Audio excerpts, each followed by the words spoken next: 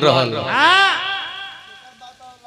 तब विद्वान का जब बात आवे बिरहा सुनने वाला भैया लोग तो ई होला कि एगो पंडित जी रहल बहुत विद्वान रहल बहुत विद्वान आ वही जो लड़बक का बात आई एगो लड़बक बने वही हाँ लोग कहला कि लड़बक रहल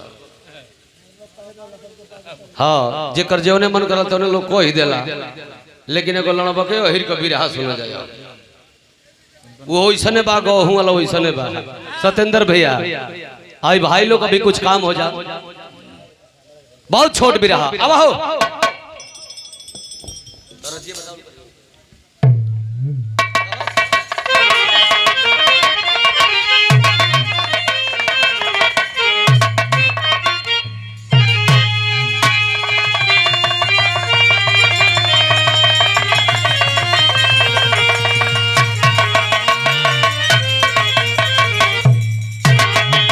नौजवान भाई जब भी बैठल बा गबड़े जमत एकाद की तौरी लड़की के गवाही भो तने के आनंद ले लह बिरहा के कुछ पुरान चाचा दादा खिसिया के जात रह जा इसे के लगातार बिरहा बस सब रहूंगा वहीं के फिर भी जाके रिकॉर्डिंग भी करावे के जबे छूटब तब भैया हमारा बैठल भी हूं तो तनी स्वर बना के आओ भैया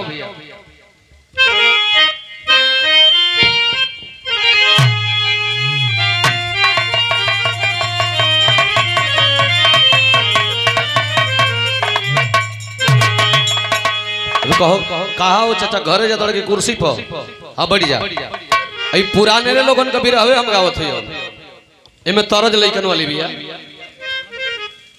अरे सवरिया रे कोइया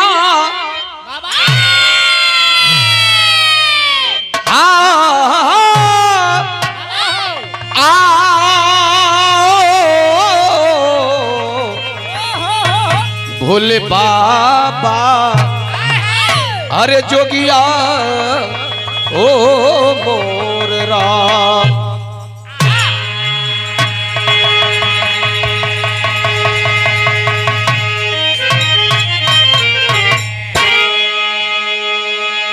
बिरहा का शुरुआत हो गई हमारा अरे मंदमाती बुद्धि वाला ये गो चौपन चौधरी हरे मनवा में कैले विचार हो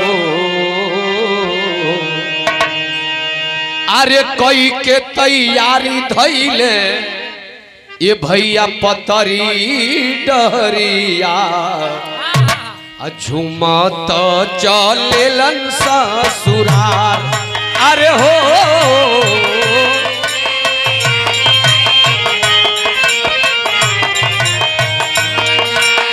हारमोनियम में कम करो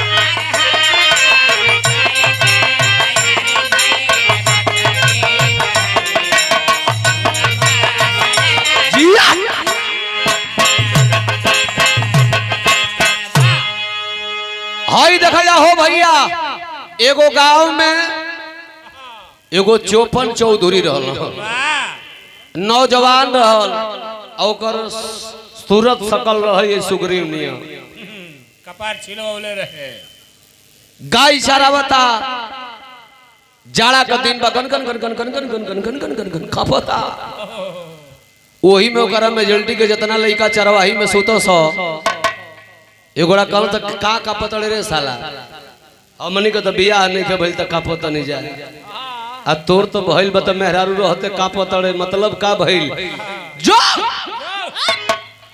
जाके मेहरारू ले लोग कहला कि जेकर संगमे में बाड़ी लुगाई रजाई लेके का ए संध्या रजाई लेके का होई ससुरारी चलल चुपना ससुरारी चलल मेहरारू लियावे बजे तो के तरह चलल तरज बा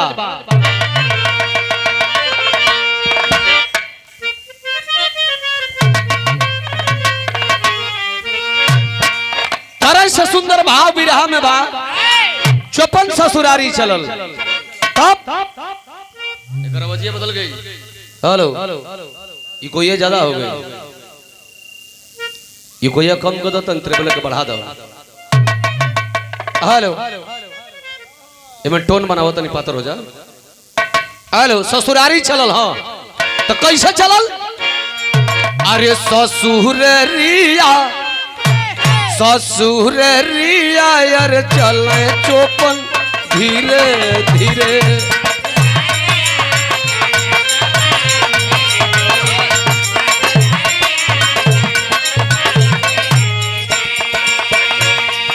अरे ससुरिया चले चौपन धीरे धीरे तब पगरी तब पगरी आयर बांधत चौपन धीरे धीरे।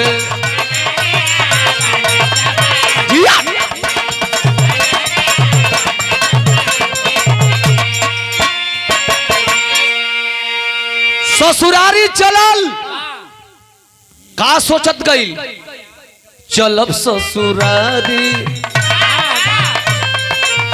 चलब ससुरारी हमर मान करी है धनिया।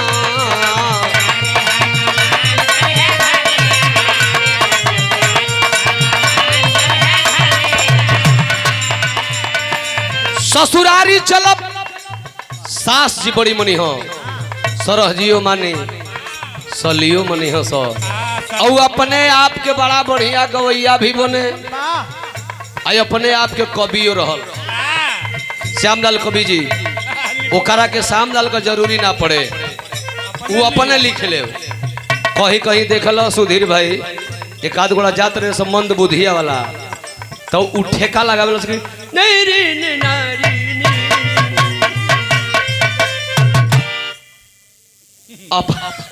अपने मगन होके चूतर पर ठेका लगा ली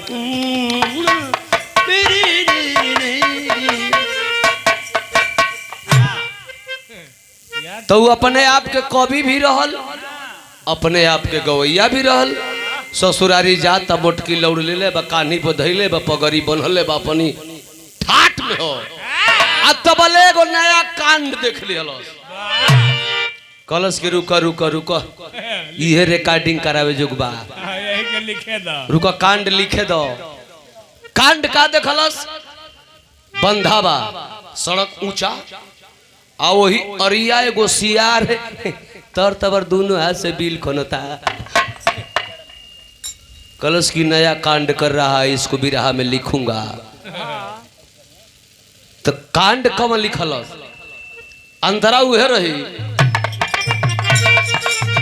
चलब ससुरारी चलब ससुरारी हमर मान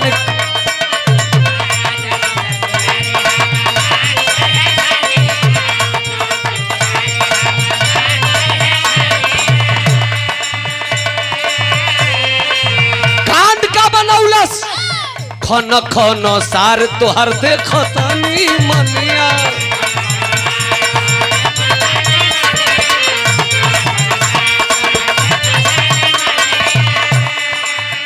अरे ललकारिया बान्हत चौपन धीरे धीरे। कांड बना लेलस कि चलब ससुरारी इहे नौका कांड गाई रियाज मारा चलल अमर भाई जैसे हम हो जाए ना रिकॉर्डिंग करावे चाहे सुधी रिकॉर्डिंग करावे जाला तो रिहर्सल करत गवैया जाला वैसा ही रिहर्सल मारता कि खन खन सार मनिया देखत बानी खन खन सार मनिया देखत बानी। रिहर्सल मारा ससुरारी पहुंचल यही संध्या ने ओकर बड़ा एगो चौचक साली रहल उ ललका ललका ड्रेस जान मारता ओके। संध्या जी ससुरारी गई सलिया कलश के जीजा जी इ तोहरी घर वालन का नाव ना मिलल के तोहर चौपन नाव डाल दिल बतावा इ चौपन के नाव धैल सो तोहार कलश करे पगली हमार चौपन नाव ना हो हमार नाम ही बताओ कि एक हली बता दें कि कलम उठा के लिख भी कलश की बताओ तो कलश की तो कलम उठाओ कलम उठौलस तो कलश की लिख पहले पूरा लॉ फिर लिखलस पहले पूरा लॉ। ओकरी बात कहते कि ए जीजा जी कैसन मजाक कर, मजाक ना हो, ये हमार नाव हो। हाँ, नाव का पहली अच्छा रही पहले पूरा लॉ फिर आधा लॉ, हाँ ये संध्या फिर पूरा लॉ। हाँ ओकरी बात न मन लॉ लॉ अच्छा ना लॉ न तो ई चोपना कौन नाव धदलस जी कल सुना हमरे निया नाव खेसारियों का खेसारी ना रह, खेसारी का नाव रह सतुधन यादव तने का तो घसटुआ पसटुआ काम कर नाव खेसरिया खेसरे कहे लगल था। वैसे ही हम एक आदमी चौपन वाला काम कर चौपन कहे लगल था। हमार नाम ललन है। कलश के जीजा जी तो कौन नया तरज बनौले बनी कलश के हाँ एगो नया कांड तो लिखले बनी डहरिए में देखल घटना घटल हो वही के लिखले बनी। अब देखा अहिर की गाना में कितना दम बा वो लड़ब कही ई गाना कौन गवल सकल तर्ज लग गई।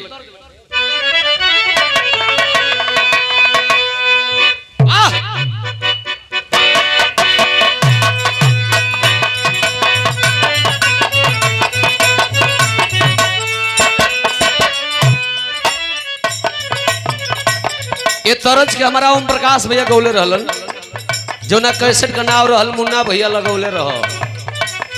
सवाल जवाब रहल ओम प्रकाश भैया से वो महिला कलाकार पूछत रहल अरे जाड़ा में मेहरी जैसे मान लो संध्या हमसे पूछत ताड़ी कि ए जी जाड़ा में मेहरारू कैसन लागेली सब मेहरारू पूछतिया अरे जाड़ा में ए राजा जाड़ा में मेहरारू कैसन लगेली सब मर्दा कलश के सुन अब हम का तो के बताएं अरे जाड़ा में मेहरी ओम प्रकाश भैया कहता रे अरे जाड़ा में मेहरी राजाई से बढ़िया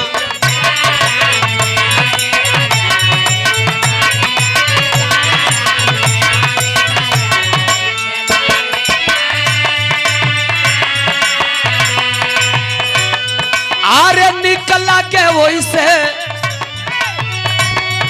आरे निकला के वही से कौड़ तपाई से बढ़िया जाड़ा में मेहरी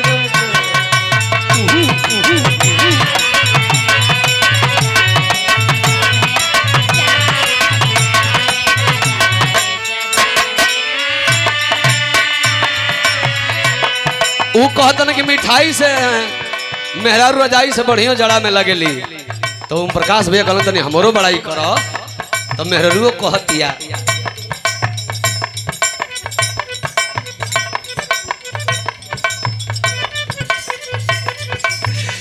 मेहरारू बड़ाई करते मर्दा का अरे जाड़ा में मर्दा मिठाई से बढ़िया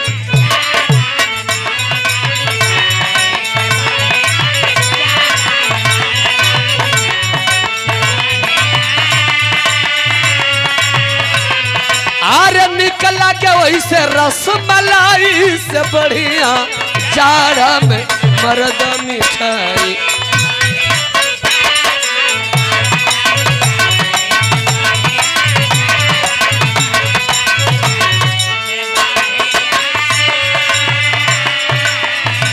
ई तरज हो तरज पर ध्यान मत दिया लोग अपनी सलिया के गाना सुनावता चौपना देखा अहिर के गाना में कितना दम भैया कागा बता आरे खन खन सार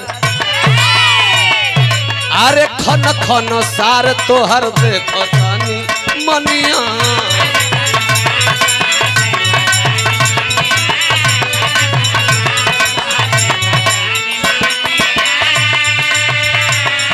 आरे करली बड़ाई साली गाँव भर के कनिया खन खन सार तोहर देखो तानी मनिया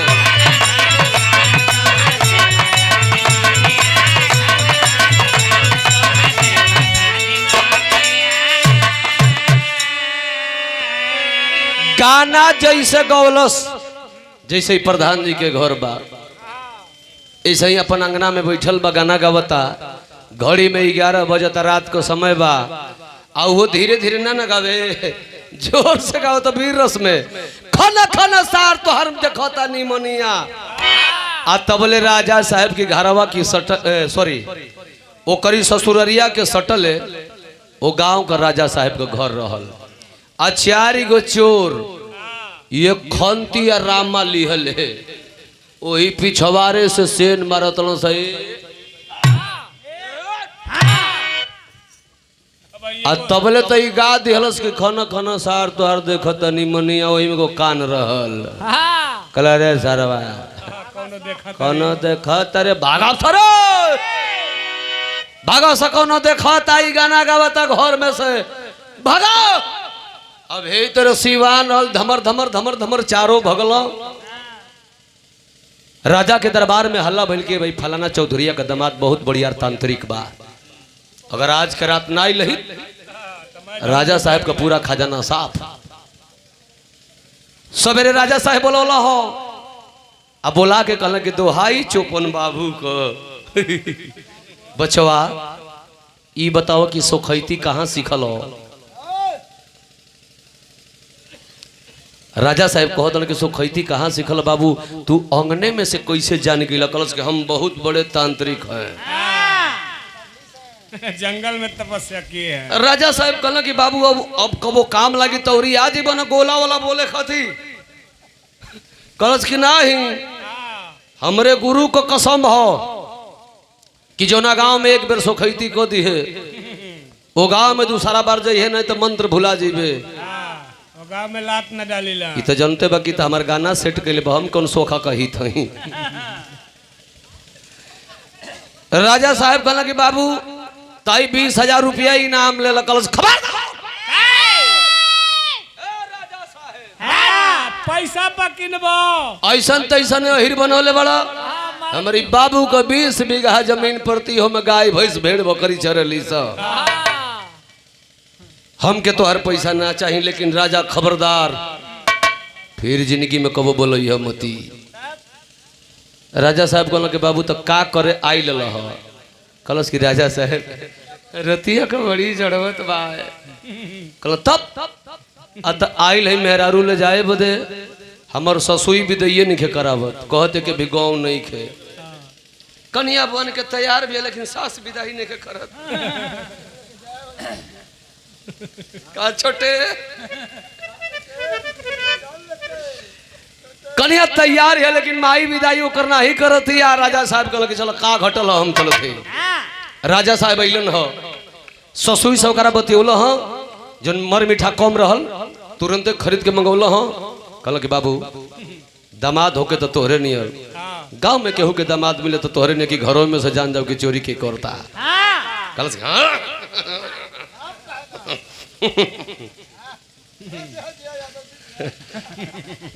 मोच ऐठता उखरे न पावे।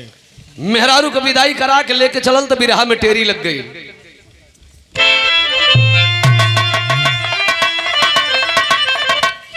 अरे दुल्हनिया 54 साथ में चली।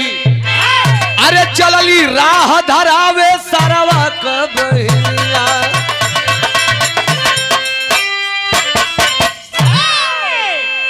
मेहरारू को विदाई करा के लेके चली आई। आराम सही है नून गुदरी छनता। धीरे धीरे समय बीतल। तबले राजा साहेब कि मेहरारू को 9 लाख हार भुला गई।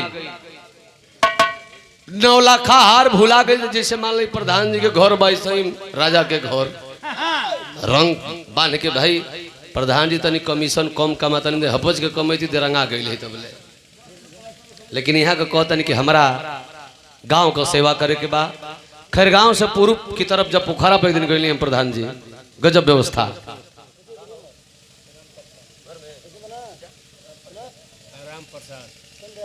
हमरे जायदा लड़की बाड़ी से जागल जा तले घूमियो तनी कुछ पिया खिया 10 रुपया। ये हमारे आराम प्रसाद भैया ऐसे हमारा जितना उम्मीद ना रहो से बढ़िया लड़की गौलो से। एक दिन में वो कलाकार के सामने खड़ा होकर के बिना जान पहचान कर ठुमका लगा दे। ये कम नहीं है, यही मेरी क्वालिटी है प्रधान जी की, जो हमसे सट हमारे पास आ गया वो सट गया। हाँ, सट गया तो कभी छूटा नहीं।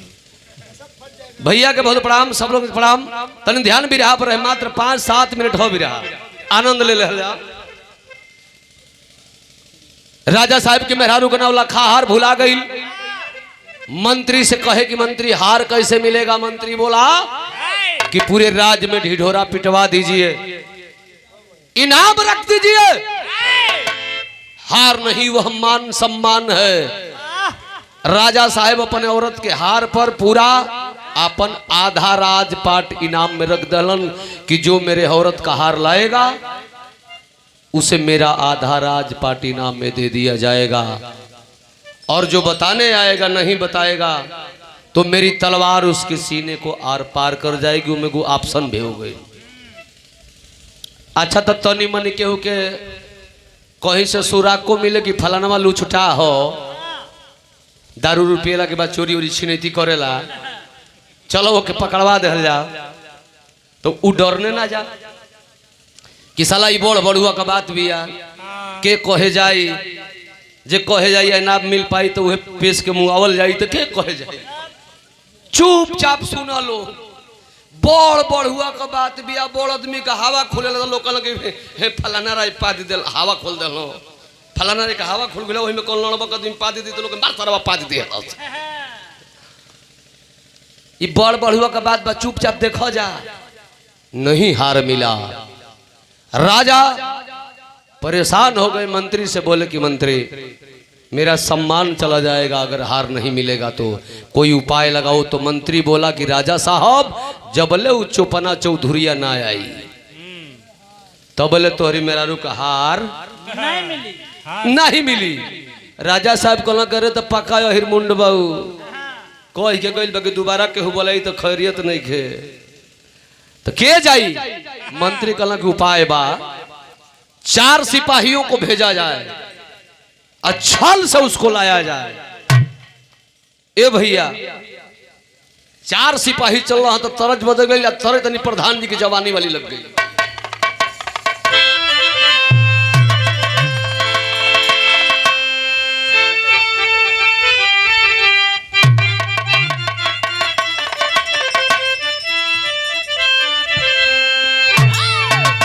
पुरान चाचा दादा लोग बैठल हुआ,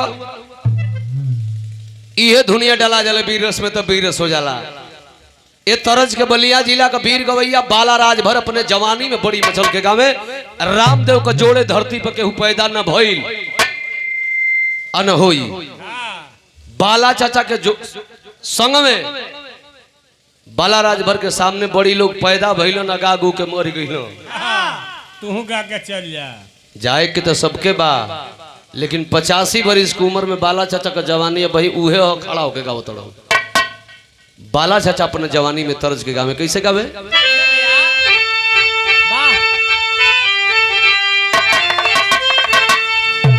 हर सुन कैला राजू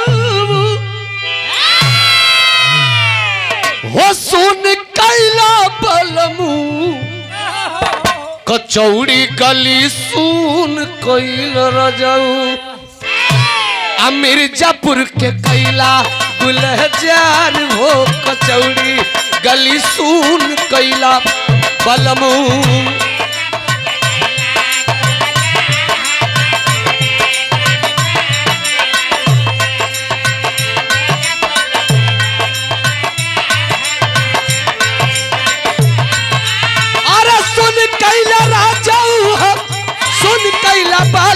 कचौड़ी गली सुन कैला बलमू मिर्जापुर के कैला गुलजार हो कचौड़ी।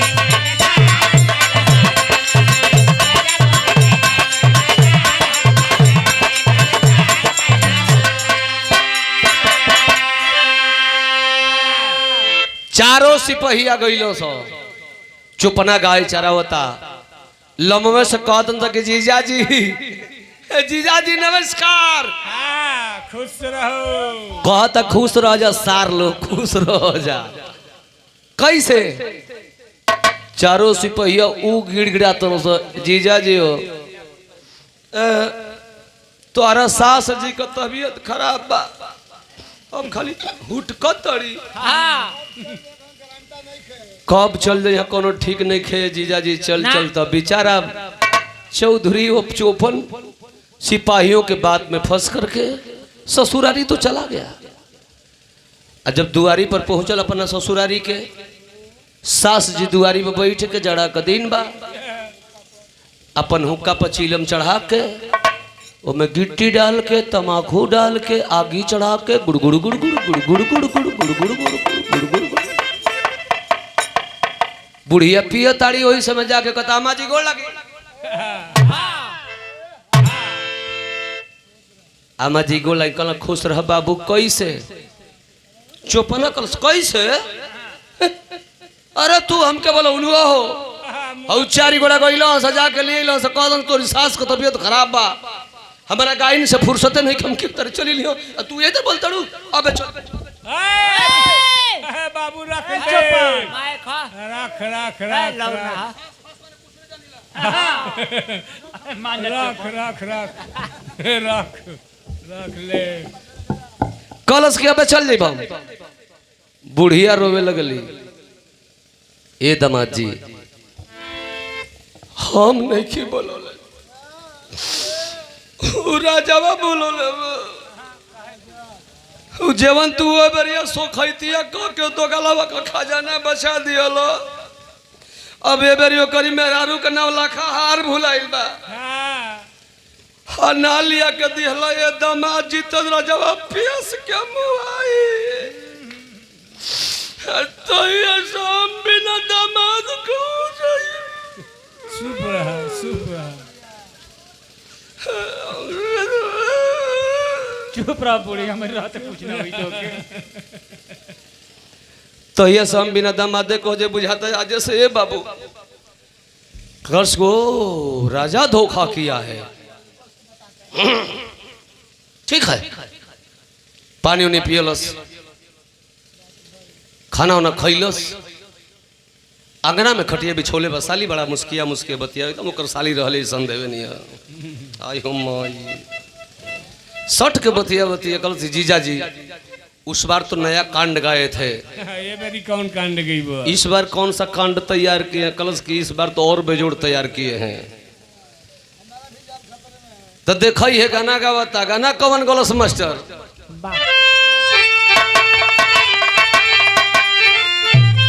अरे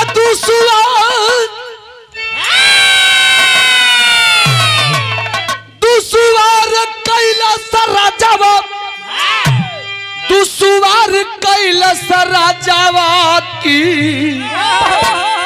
जियल दुसवार कैलाश राजावा। आज पेटवा में भूखी तलवार होकी जियल दुसवार कैलाश राजावा।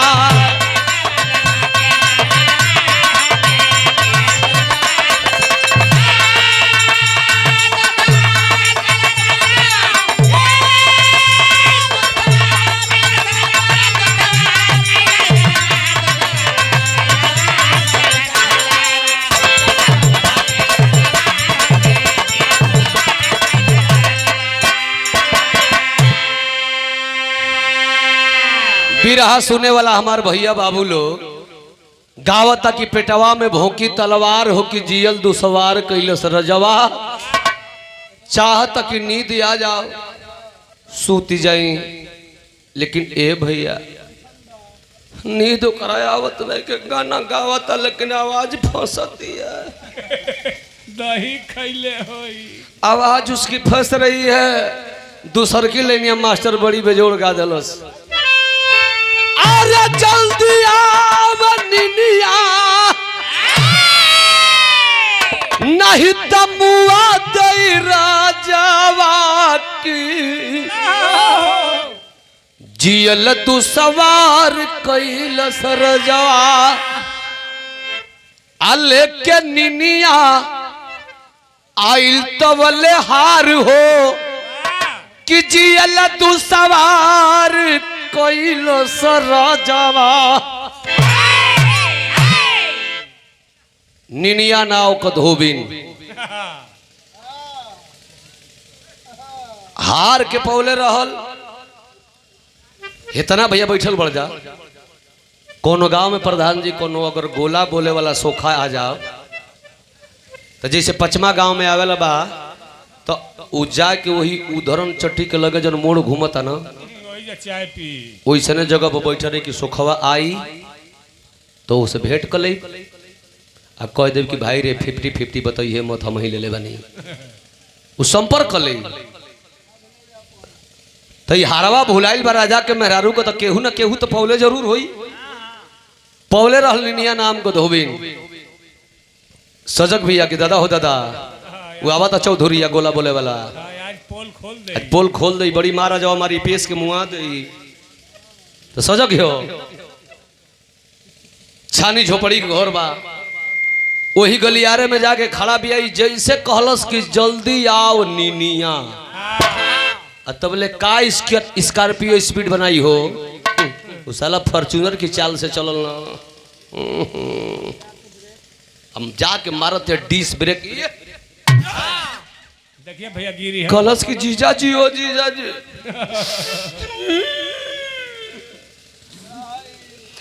हरवा लो जीजा जी हाँ हमारा के घरवा जाएगा राजवा से बताइए मत हो जीजा जी नहीं तो हमारे के पेश कमवा दे हो जीजा जी हरवा लो जीजा जी हार लिहल चुपना कलश की पगली तो रोती क्यों है अरे हम होइए न है हार लिहलस बगली में डललस अब तो हच दनी दा गई सुत गई वो धोबिन दे के चल गई कलश की जीजा हमर नाम अरे पगली हम तोर जीजा जी हो तोर नाम ना जो उछल गई घरे अपना हार बगली में लल ठाट से सुतल सवेरे 8 बजे लोग जगह कोनो जगह से जीजा उठ है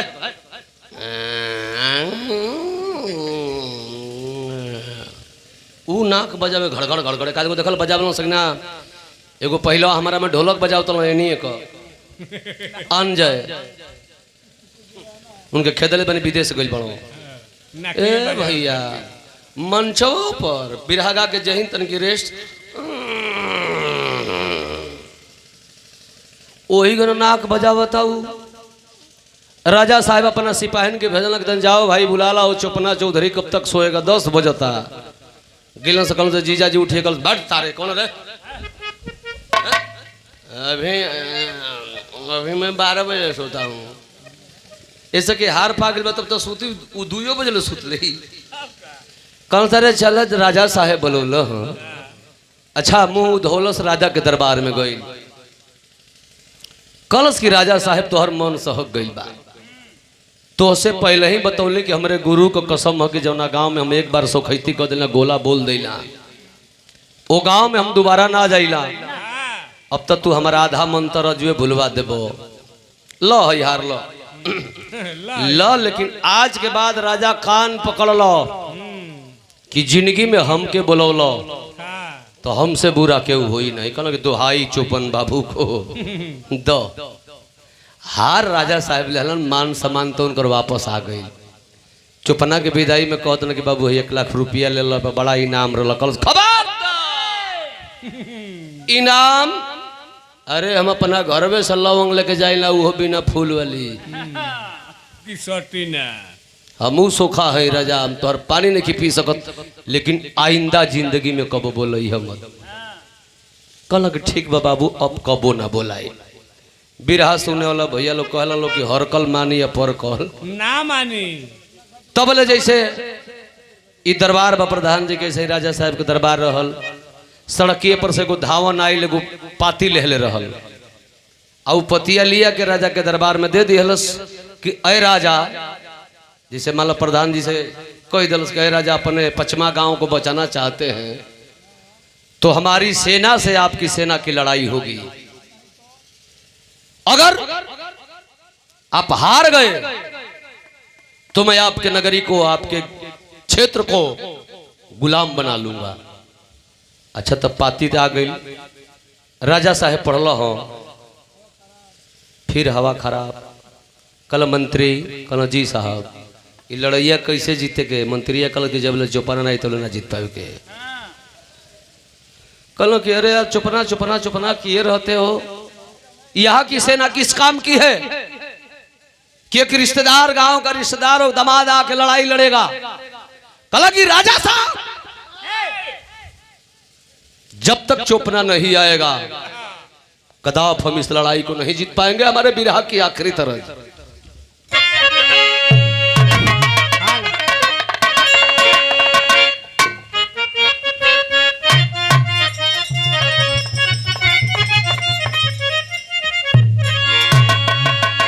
मार साहब तोरी जवानी के तरज बा लेकिन सेट करत है ये घड़ी। आजकल के जमाने में जो लड़कन का बियाह होता आप लोग देखते बनी लाज हाया शर्म कुल खत्म। जैसे लड़की डोली में बैठ गाड़ी में बैठती है भले में फूफा जी जाके हु बैठल हो के प्रधान जी गाड़ी में तुरंत अखबारी में दरकार हो रही तू ही कुल बाड़ू बाबू मने का हो तू चलो ना अजीबो कब तो अजीब अलगा हो जाई उगड़िए में कुल वादा कर देता सब। गीत ही पहले कहो लेकिन सेट करती आजकल कोनो लड़का का बियाह भइल बा घर में दुल्हन आइल बा तो 4 बजे दिन में कहल गइल बा। संजोग से बेटी हवा कमजोरा रहल बेड ना दिल रहल पलंगरी दे रहलस आई हिल गइल बा पलंगरी के नीचे लुकाइल बा। घर परिवार के लोग पूरी टूंगावता हित नात रिश्तेदार दयाद दौड़ दयाद के अपन बखीर पूरी खियावता आई वही पलंगरी के नीचे जाके कीड़ा नीलाल पटाइल बा। नीचे अपने बा ऊपर में रारू बैठल हो आ तबले किरनिया डूब गई तो अम्मा जी चल गई पतोहिया से बतिया तड़ी बेटी नहीं हरे में कहीं ऊंचा खाला कदम तो न रखल ना अम्मा जी पवित्रम पवित्रम एकदम हम पवित्र हैं। सास पतोही में बात होती है वही पलंगरी के नीचे सुतल बा माई कजन का करत ये जतो नइखे सत्येंद्र तोर मेरा रूबा की ना बन आग चलो तू उतर ना कइले हो खबो त वही पलंगरी के नीचे छटपटाता बुढ़िया ससुई से बतियावत हो। कलश की बुची कुल ठीक ठाक से रही बेटी। हाँ माँ जी हम मायू हम ठीक है बाबू जी ठीक रहा हम खेते बधारे ना जाते हम तो घरे में खाली बस खाना वाना बनावत रहनी हो। अच्छा ठीक बा बेटी अब ये लड़का से मतलब ओकर जो मर्द नीचे लुकाइल हो ओकरा से बर्दाश्त नहीं के हो और चन्ना उरी से हाथ पेसलस ये कबले बतिया रुका के झटका दई नहीं खजा देखले कोनो फिल्म में खेसरिया कहता कि मियाऊ मियाऊ करता उहे हाल एकर बा पलंगरी से नीचे लुकाइल बा बर्दाश्त नहीं के होत और चना और से हाथ पेश के औरत के चुतरे में चिकोटी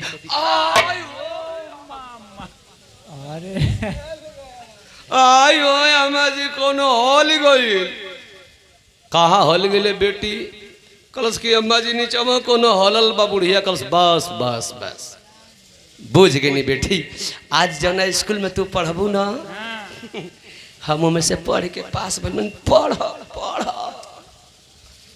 पतोहिया कहते ससुई से तरज बा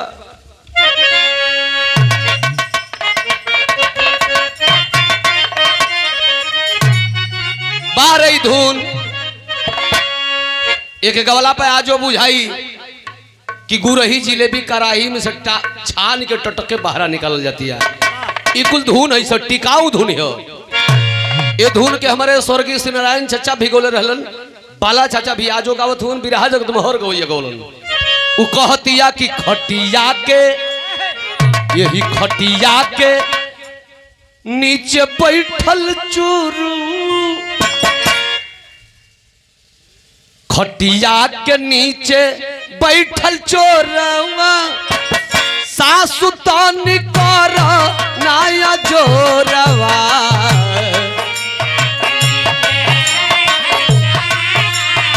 अरे सासु तानी कर नाया जोरवा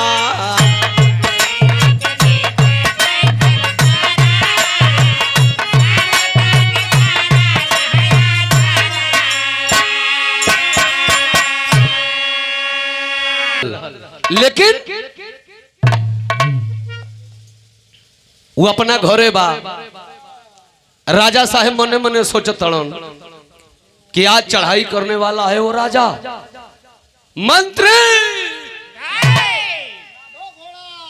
भेजो जल्दी सेनाओं को, सिपाहियों को भेजो जल्दी, छुपना को लाए। तो राजा तौले, अरे राजा तौले कैले बात चढ़ैया, राजा तौले कैले बात चढ़ैया, चौपन बिना तब ना लड़ैया।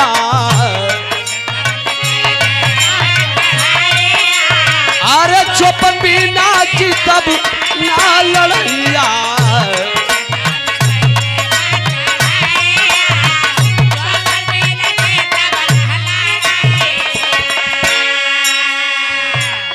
राजा साहब आदेश दे दिए, दिहले आदेश जाके चौपन को बुलाओ।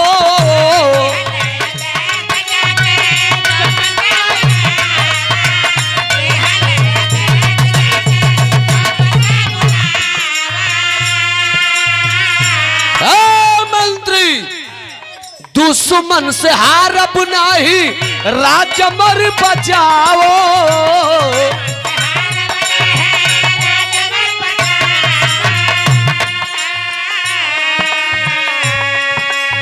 अरे नौकर टांग के ले अलन भेड़ैया, रे भेड़ैया। अरे नौकर टांग के ले अलन भेड़ैया, चौपन बिना जीतो ना लड़ैया। उहे सिपाही फिर गए सुधीर, गाय चरावता लमो सकल से जीजा जी नमस्कार कलश के चले वो सारे।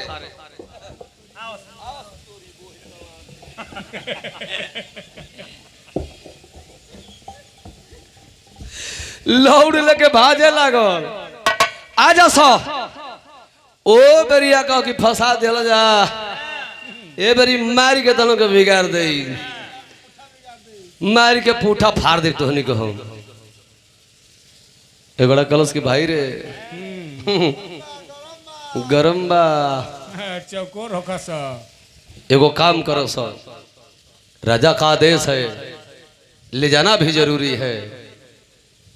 आ कपार ते नहीं जान जा सके एक आदमी का फाटी, लौर ले बहु गायन पे गिरा वाली। चारों गोड़ा चारों ओर से चलो सो, एक आदमी का न फाटी इलाज राजा कर रही है। हाहास बान के चारों चलन दौड़ाई के धल हल सो, आ वही जोश में एगो बोरा ले रहो सो, चट्टी दिन भी बोरा का मुंह खोल के मैं ठेल के ढुका देना सब, मुंह बांध देना सब, बाल के कपारे पर लदना वही में पेशाब कर दे बड़ा के मुंह में ज्यादा कर सरवाई नूछा हम तो तरे टांग टूंग के ले सो। राजा के दरबार में ओकर मुंह खोलल गई, बोरा का निकलल, गुस्सा में लाल न हो, बुझाव की साला भूखाइल शेर हो। राजा साहब कल बाबू श्री दाल हो, जिनकी में कान धरते अब को न बोले। ये बताओ बाबू, तू हमारे गांव को दामाद हुआ, हमार नगरिया गुलाम हो जाई, तो ये बताओ कि तोर ससुररिया गुलाम होई कि ना? कल के हाँ ये तो हो ही जाई। कल कि बाबू तो एक खाली और सोखती या कह दो। कलश कैसन सोखती? कल कि इस बार गोला नहीं बोलना है, इस बार घोड़े पर चढ़कर लड़ाई लड़नी है। घोड़ा पर जिंदगी में साला हम घोड़ा बता कब चढ़ कब कब भैंसिन पर चढ़ल हुई, वो खूंटी उटी गड़ी जा तो बैठ जाई वहीं पर। घोड़ा पर हम कैसे चढ़ब? कहल कि चढ़ना तो पड़ेगा, जाइए, ज्यादा बात करने का समय नहीं है। ये घोड़सार है, घोड़ा बधे हुए है, अपने मन लायक एक घोड़ा उसमें से छांट लीजिए। कलश के हाँ तो हर बेरे सार लोग के बचा दिल बनी कि ना, ए बेरी ऐसा घोड़ा ले कि जोन बंगुड़िया होखे, अप डाउन चले, वह लंगड़िया जौन हो घाही हो गोड़ टूटल हो वही के ले आई। घोड़न के घर में गई तब पीठी पर चेक न करता कि कौन टाइट बे में, तन देखी तो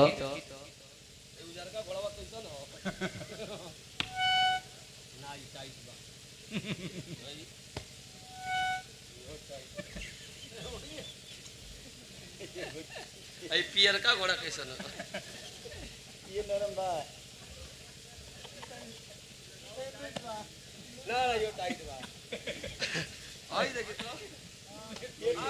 लड़की घोड़ी तनी लूज भी है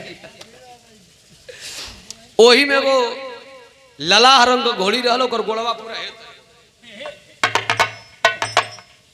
कलश की बस कर है अप डाउन चली वही को पगहा खोल के अल्ले के आइल बहरा। अच्छा देखा जा भैया हमनों को गाजीपुर साइल बन जाए प्रधान जी के स्कॉर्पियो खड़ा भी आओ ट्रैक्टर भी आओ करी ट्रैक्टर हो तो कौना ट्रैक्टर का कितना स्पीड बा जे रखले बा जानता कि कौन नंबर गियर लगा के ठोक तो चाँप के जाई वही तेरे राजा का वो घोड़ा घोड़ी को रहलन से राजा जानत रहन कि कौन घोड़ा कैसन हो ई घोड़िया जब खोल के ले आई तो ई जानता कि बंगुड़िया अभी तो धीरे धीरे चली आ वही के वो खोल के ले आई। राजा साहब कहला कि मंत्री कहला जी सर कहला कि देखा ना जैसा होनहार वीर होता है वैसे ही उसकी सवारी होती है। ई जानता कि बंगुड़िया ही भी है और घोड़िया रहल उड़न घोड़ी वही के खोल लेगा खोल के ले आइल सेना सज गई संतरी भीसिल बजा दिया अब ये घोड़ा हनहनाए लगल सा हाँ तो ही घोड़ा बा विजेंद्र भाई घोड़ा तो हनहनाए लगल सब आदेश हुआ चलिए तो भाई मान लो कि अब ट्रैक्टर आई स्कॉर्पियो खड़ा बा रोड पर भी होता स्कॉर्पियो के ड्राइवर के चलिए वो कहे कि नहीं ट्रैक्टर में ले चलिए तो वो आगवा से कह कि बढ़िए भैया तो ई जाने कि हमारे बंगुड़िया अभी तो धीरे धीरे चली आ देखब कि अंगवा सार लोग पिटा तो बस घोड़िया के भाग यही ये फिर हम बाकी बारी पिटवाई बहनी के ये बहनी के राज ना बचाई बहनी के रजो विध्वंस करा दे ये बारी मन में ये सोचले बा अब तो बोले पीछे वाला घोड़ा के आदेश हो गया कि भैया बढ़ाइए अब मान लो घोड़ा चले लगल सा हनहनाए लगल सा अभी देखा था कि साला ये काद भी घाय आगे अब तो चल गए चाँपे के पड़ी हमर अपन इहो ठोकता अपन धीरे धीरे हो अप डाउन चलल कलश कह रहे साली तेज चल ती मार दिया पीछा से कपड़ा हमार फाट जाई चल घोड़िया के झिट्टी मारता देख ले एक धोबियन के हई खोई चढ़वन की पेटवा में लात मार बस लगमिया घींच के है तरे घोड़िया को आई चौपना वही गदहिया कोई घोड़िया के पेटवा में एक लाता मार दिया आई हो दादा जब मरलस तो मौसम बना दिलो अब मौसम बनौलस तो बिरहा में खड़ी लग गई। अरे लंगड़ी घोड़ी पर भइले सवार चौपन चकमा में अरे डांट धराया हाथों में तलवार चौपन चकमा में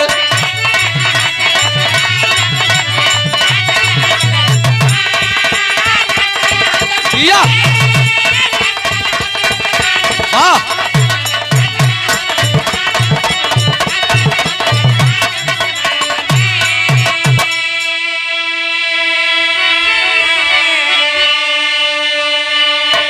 घोड़ी सन सन सन सन सन सन सन सन भागल जाते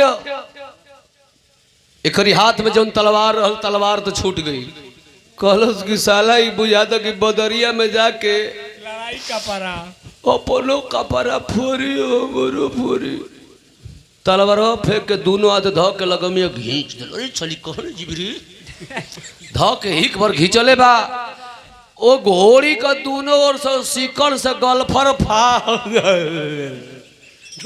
घींच दे बा ध के ताव घींच दिल कि दोनों ओर से गलफर फाट के हर हर हर खून को धार बहतिया घोड़िया कहते कि साला बड़ा वीर चढ़ल हमारी पीठी पर लेकिन ऐसा चढ़ाइए आज ले ना मिलल तनको लगमिए ढील नहीं कर दो गालवा के नीचे जाई आई डर ने घींचले नीचे चल नीचे तो चपबा तो नीचे जाई।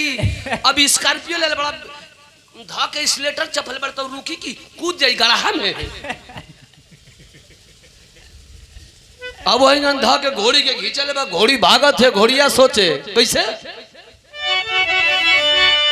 मन में सोचे लंगड़ी घोड़ी ऐसन मिलल सवारी हो थाक के घोड़ी नीचे उतरी तरकुल धैला सया कावारी हो। अरे टूटल तरकुल गिरल टांग पसार चौपन चकमा में विपत भइल आइल मरो ससुरार चौपन चकमा में।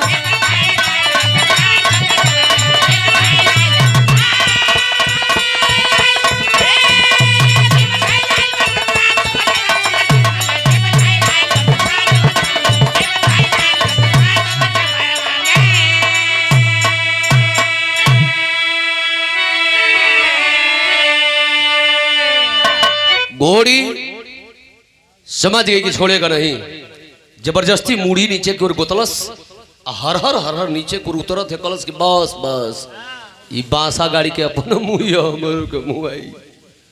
लेकिन लड़ाई के मैदान में घोड़ी उतरल जितना ऊपर है टेंट बा खम्मा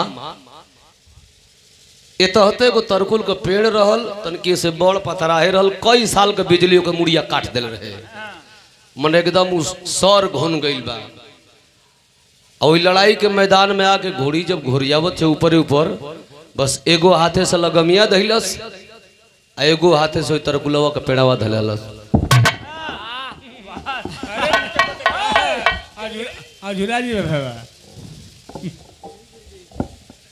वही पेड़ के हूर से 5-6 जना की खोपड़ी पे जब लगल तड़ाक तड़ाक कल से करे सर्व मार भाला एक तो अब तरकुल की पेड़ की हूर पर भाला मरब तो काम करी कौन से कि साला कौन सा हथियार लिया रहे तड़ाक तड़ाक कर रहा है साला मारे तो खोपड़िया भड़ से फूट जा रही है भगाओ। वही तरकुल के हूर से 4-5 जना का घायल कैलस फील्ड छोड़ के पूरा भगलन राजा का राज बचा दिलस चुपना हो भैया। अब तरकुलवा के पेड़ावा के छोड़ देवे के चाहिए क्योंकि छोड़त नहीं के ले ले दिले घोड़िया नीचे उतल बस हुरवा जमीनिया पर ठेक बस अलग भी नसिए फूट गई।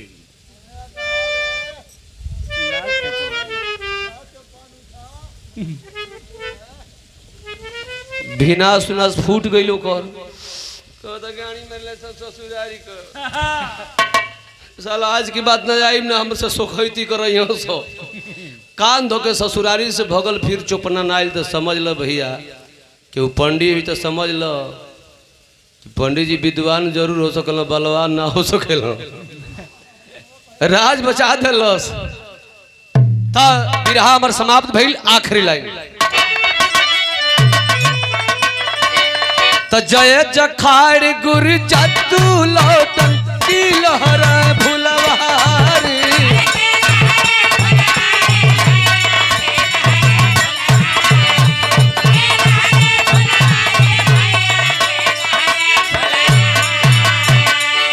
श्री नारायण गंगा सागर श्यामलाल की तैयारी